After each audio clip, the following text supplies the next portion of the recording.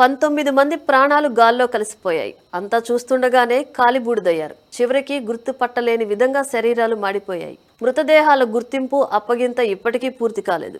అయితే ఇక్కడే కొన్ని ప్రశ్నలు తలెత్తుతున్నాయి. అసలు తప్పు ఎవరిది? తప్పు చేసింది ఎవరు? శిక్ష ఎవరికి పడింది అనే ప్రశ్నలు ఇప్పుడు బాగా వినిపిస్తున్నాయి. కర్నూలు జిల్లాలో జరిగిన కావేరీ ట్రావెల్ బస్ ప్రమాదంలో 19 మంది సజీవ దహనమయ్యారు. హైదరాబాద్ నుంచి బెంగళూరు వెళ్తున్న సమయంలో ఈ ప్రమాదం చోటు చేసుకుంది. ముందు బస్సు డ్రైవర్ ముందు వెళ్తున్న బైకర్ను ఢీ కొట్టడంతో ప్రమాదం జరిగిందని భావించారు. కానీ తర్వాత అసలు విషయం వెలుగులోకి వచ్చింది. మద్యం మత్తులో నేషనల్ హైవే మీద బైక్ డ్రైవ్ చేసి డివైడర్ను ఢీకొట్టిన తర్వాత బైక్ నడి రోడ్డుపై పడిపోయింది. చిమ్మ చీకటి, మరోవైపు వర్షం పడుతున్న సమయంలో 100 కిలోమీటర్ల వేగంతో ప్రయాణిస్తున్న బస్సు ఒక్కసారిగా బైక్ పై నుంచి వెళ్లిపోయింది. దీంతో పెట్రోల్ ట్యాంక్ పేలి బస్సు తగలబడిపోయింది. 19 మంది సజీవ దహనమయ్యారు.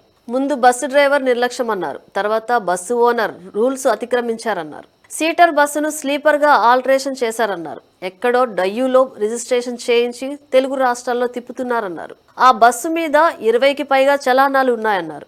ఆ తర్వాత సెల్ ఫోన్ డబ్బాలు అక్రమంగా రవాణా చేస్తున్నారు. అవి పేలటం వల్లే ప్రమాద తీవ్రత ఎక్కువగా ఉందన్నారు. బస్సులో సేఫ్టీ ప్రికాషన్స్ సరిగ్గా లేవని, ఫైర్ రెసిస్ట్ జాగ్రత్తలు లేవన్నారు. డ్రైవర్ దొంగ సర్టిఫికేట్ అన్నారు.